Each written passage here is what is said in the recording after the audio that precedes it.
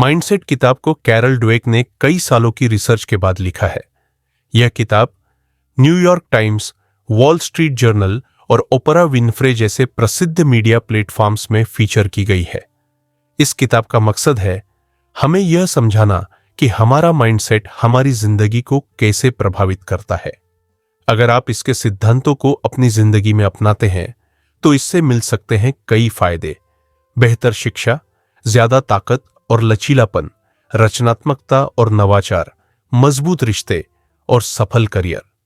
तो चलिए बिना देरी किए इस माइंडसेट की यात्रा को शुरू करते हैं। नमस्ते दोस्तों, स्वागत है आपका स्प्लेंडर चैनल पर। आज की बुक समरी है माइंडसेट, जिसे लिखा है कैरल ड्वेक ने। अध्याय 1 हमें बताता है कि हमारे पास दो तरह के माइंडसेट होते हैं, फिक्स्ड माइंडसेट और ग्रोथ माइंडसेट। फिक्स्ड माइंडसेट वाले लोग मानते हैं कि बुद्धि, प्रतिभा और क्षमता जन्मजात होती है और उन्हें बदला नहीं जा सकता। वहीं ग्रोथ माइंडसेट मानता है कि हम मेहनत और लगन से अपनी क्षमताओं को विकसित कर सकते हैं। ग्रोथ माइंडसेट से व्यक्ति अपने जीवन में सकारात्मक परिवर्तन ला सकता है। रिसर्च यह दिखाती है कि ऐसे लोग अधिक सफल, लचीले और संतुष्ट रहते हैं। अब एक दिलचस्प पार्ट पर आते हैं।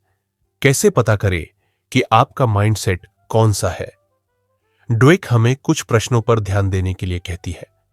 पहला, आप असफलता को कैसे देखते हैं? क्या आप उसे निराशा की तरह देखते हैं या सीखने का अवसर समझते हैं? दूसरा, आप चुनौतियों का कैसे सामना करते हैं? क्या आप उनसे बचते हैं या उन्हें एक्सेप्ट करते हैं? अगर आपको नहीं पता कि आपका माइंडसेट क्या है तो चिंता मत कीजिए। हर कोई ग्रोथ माइंडसेट सीख सकता है। चाहे आपके पास कोई भी माइंडसेट हो, आप ग्रोथ माइंडसेट सीख सकते हैं। इसके लिए सबसे पहला कदम है विश्वास। आपको खुद पर भरोसा करना होगा कि आप विकास कर सकते हैं। कैरल ड्वेक कहती है कि जब हमें यह विश्वास होता है कि हमारी क्षमताएं और प्रतिभा विकसित की जा सकती है, तो यह सोच हमारे जीवन को सकारात्मक रूप से प्रभावित करती है। ग्रोथ माइंडसेट वाले लोगों को सीखने में आनंद आता है। वे चुनौतियों का सामना करते हैं और नई स्किल्स सीखने के लिए उत्साहित रहते हैं। यही उत्साह उन्हें मुश्किल समय में भी मोटिवेटेड रखता है। जब लोग यह मान लेते हैं कि बुद्धि और क्षमताएं बढ़ सकती हैं, तो वे असफलता को एक सीखने के मौके की तरह देखते हैं, न कि निराशा के रूप में। यह नजरिया उन्हें हार नहीं मानने और लगातार प्रयास करते रहने के लिए प्रेरित करता है। ग्रोथ माइंडसेट वाले लोग मानते हैं कि सफलता कड़ी मेहनत, लगातार अभ्यास और सीखते रहने की इच्छा से आती है। इसलिए वे दूसरों की सफलता से जलते नहीं हैं, बल्कि प्रेरणा लेते हैं। एक सकारात्मक वातावरण बनाना भी ग्रोथ माइंडसेट का हिस्सा है।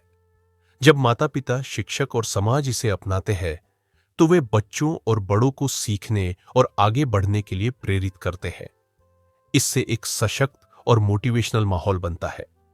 आमतौर पर हम सोचते हैं कि बच्चों की तारीफ करना फायदेमंद है, लेकिन ड्वेक का मानना है कि हर प्रकार की तारीफ सही नहीं होती। अगर हम कहते हैं तुम कितने होशियार हो, तो यह बच्चों को फिक्स्ड माइंडसेट की ओर ले जाता है। जबकि अगर हम कहें तुमने कितनी मेहनत की है, तो इससे ग्रोथ माइंडसेट को बढ़ावा मिलता है। पॉजिटिव तारीफ का मतलब है कि हम बच्चों की कोशिश, प्रोसेस और सुधार की सराहना करें। जैसे, मुझे अच्छा लगा कि तुमने हार नहीं मानी, या तुमने एक नया तरीका आजमाया, यह सराहनीय है। इस तरह की तारीफ से ग्रोथ माइंडसेट विकसित होता है और बच्चे सीखने और आगे बढ़ने के लिए प्रेरित होते हैं। ग्रोथ और फिक्स्ड माइंडसेट सिर्फ शिक्षा में ही नहीं, बल्कि रिश्तों, खेलों और प्रोफेशन में भी असर डालते हैं। फिक्स्ड माइंडसेट वाले लोग रिश्तों को नाजुक मानते हैं और संघर्ष से बचने की कोशिश करते हैं। वे संवाद के बजाय दूरी बनाना पसंद करते हैं। फिक्स्ड माइंडसेट वाले लोग खेलों में रिस्क लेने से कतराते हैं और हमेशा आसान रास्ते चुनते हैं। वे सोचते हैं कि सिर्फ टैलेंटेड लोग ही जीतते हैं और जो हारते हैं वे कमजोर होते हैं। प्रोफेशनल लाइफ में वे इनोवेशन और क्रिएटिविटी से दूरी बनाते हैं। उन्हें लगता है कि जो कुछ वे जानते हैं वही काफी है। वे सीखने को मुश्किल मानते हैं और कोशिश से बचते हैं। लेकिन अब देखते हैं ग्रोथ माइंडसेट के प्रभाव। ये लोग खुले दिमाग से हर चुनौती का स्वागत करते हैं, रिश्तों में ये सीखने और बढ़ने के अवसर खोजते हैं और संवाद को महत्व देते हैं। खेलों में वे हार्ड प्रैक्टिस और चुनौतियों को अपनाते हैं, जीत को मेहनत का फल मानते हैं और हार को सुधार का मौका। प्रोफेशन में वे नवाचार और सृजनात्मकता को अपनाते हैं और लगातार सीखने और बढ़ने का प्रयास करते हैं। अब बात करते हैं परफेक्शनिज्म की, यानी हर चीज को एकदम सही करने का जुनून और फेल होने का डर। ऐसे लोग अक्सर चुनौतियों से बचते हैं और छोटी बातों पर खुद को दोषी मानते हैं। वे जिंदगी को खुलकर जी नहीं पाते। लेकिन ग्रोथ माइंडसेट अपनाकर हम परफेक्शनिज्म के नकारात्मक प्रभावों को कम कर सकते हैं। छोटे गोल सेट करें, प्रयासों की सराहना करें और गलतियों से सीखें। अब बात करते हैं अध्याय 2 की, जिसका नाम है putting growth mindset to work. शुरुआत करते हैं स्पोर्ट्स से। किसी भी खिलाड़ी का माइंडसेट उसकी परफॉर्मेंस और मोटिवेशन को गहराई से प्रभावित करता है। फिक्स्ड माइंडसेट वाला खिलाड़ी मानता है कि उसकी काबिलियत जन्मजात है और उसे सुधारा नहीं जा सकता। वो जीत को काबिलियत की निशानी और हार को कमजोरी मानता है। ऐसे खिलाड़ी चुनौतियों से बचते हैं, जल्दी हार मान लेते हैं और दूसरों की सफलता से जलन महसूस करते हैं। इसके विपरीत ग्रोथ माइंडसेट वाले खिलाड़ी मानते हैं कि प्रैक्टिस और प्रयास से वे बेहतर बन सकते हैं। वे गलतियों और असफलताओं को सीखने के अवसर मानते हैं। दूसरों की सफलता उन्हें प्रेरित करती है और वे उनसे सीखने की कोशिश करते हैं। स्पोर्ट्स में सिर्फ टैलेंट नहीं, बल्कि मेहनत, लगातार अभ्यास और सही सोच भी सफलता के पीछे का कारण है। कोच और पेरेंट्स बच्चों को प्रेरित कर सकते हैं चुनौतियों से लड़ने और ग्रोथ माइंडसेट अपनाने के लिए। और अब बात करते हैं बिजनेस की।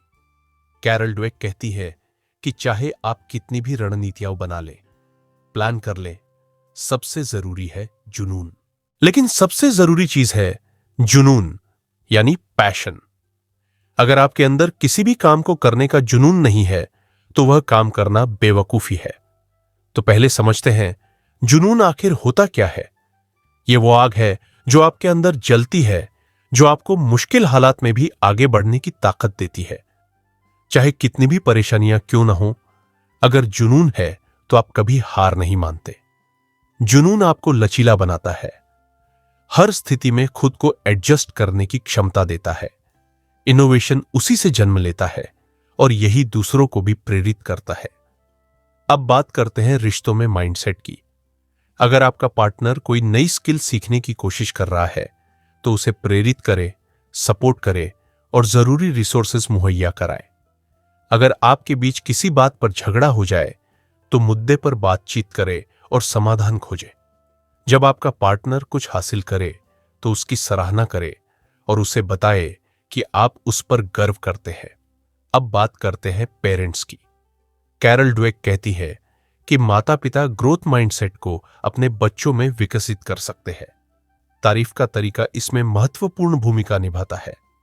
तुम कितने होशियार हो कहना बच्चों को फिक्स्ड माइंडसेट की ओर ले जाता है, जबकि तुमने बहुत मेहनत की कहना उन्हें प्रगति पर केंद्रित करता है।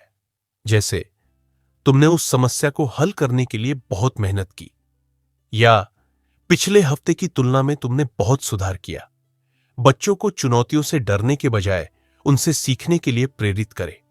ऐसा वातावरण बनाएं जहां वे रिस्क ले सके, गलतियां कर सके और उनसे सीख सके।